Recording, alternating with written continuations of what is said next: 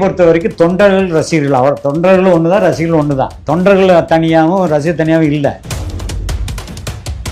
2026 அவர் தான் சிஎம் நல்லா விளம்பரம் பண்ணிட்டு இருக்காங்க. ஏன்னா ஒரு அரசியலை ஒரு லீட் பண்ணி ஒரு மக்களுக்காக சேவை செய்யணும் எண்ணத்தை நான் பாராட்டுறேன். ஆட்சியாளர்கள் அவ்வளவா மக்களுக்கு சேவை செய்யலைங்கிறது நான் சந்திச்ச மக்களுடைய மாற்று. அதாவது இப்போ இருக்கிற ரூலிங் பார்ட்டி மாற்று பார்ட்டி வரணுங்கிறது மக்கள் எண்ணம்.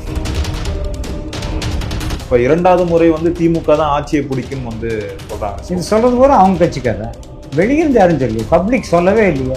அவங்களே அவங்களுக்குள்ள பாராட்டு, தற்பெருமையோடு அவங்களே அவங்கள பாராட்டிக்குவாங்க. அவ்வளவு காண்டில் இருக்காங்க. எழுதி வச்சுங்க பொதுமக்கள், நிச்சயமா திமுக என்பது தோற்று.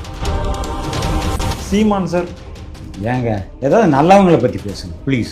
அவர் சினிமாவிலேருந்து வந்த ஒரு ஆள் சினிமாக்காரனே திட்டுனா இதை விட்ட கேவலம் ஏதாவது இருக்கு? அவர் மட்டும் என்ன வானதிருந்த வந்தார்?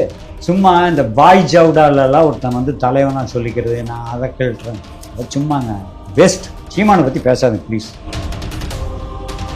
மெயின் கட்சி எப்பவுமே தமிழகத்தை பொறுத்த வரைக்கும் 2 கட்சி தான்.